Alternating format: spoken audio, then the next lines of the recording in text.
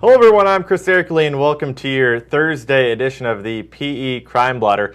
Isabel Pablo, the woman who was struck by a Riverside police cruiser on Mother's Day, it's just come out that she had a blood alcohol level of 0.39, almost 5 times the legal limit at the time in which the collision occurred. I'm joined now by Press Enterprise's Brian Rokos. Brian, just more details coming out now in this case. Right. This report was furnished to the Community Police Review Commission, which reviews officer-involved deaths. It reviews the RPD investigations, and this showed, among other details of the accident, that Mrs. Pablo had a 0.39 blood alcohol level, and various information suggests that 0.4 could be fatal. So that shows you how badly drunk she was at the time.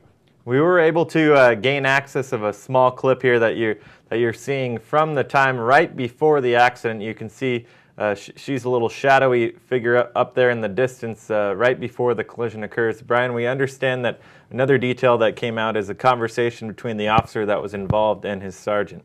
Right. Immediately after the accident, Officer Michael Bolerice said to his sergeant, "Sergeant, I messed up. I was looking down at my computer. I didn't see her."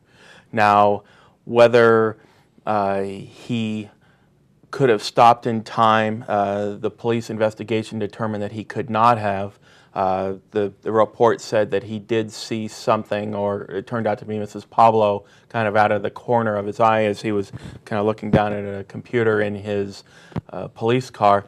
The report went on to say that they cannot determine at which point he was typing into the computer. He did type a partial message, but it could have been that he had typed well before the collision and then actually was looking down partially at the computer, partially at the road just the seconds before impact. But the district attorney's office, again, did not charge Officer Bolerice with a criminal violation, and RPD is conducting its own internal investigation. And what can come out of that?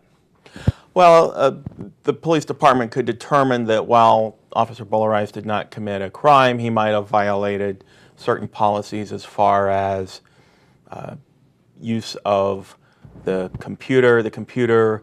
Officers can send messages to each other. They also show the calls that are pending that must be responded to. There is a section in the policy manual that deals with how you engage yourself with this computer while you're on patrol. And we're going to have a follow-up story in the Press Enterprise and PE.com hopefully next week on that situation. All right, Brian, thanks for joining us. Be sure to keep your eye out for that when it comes.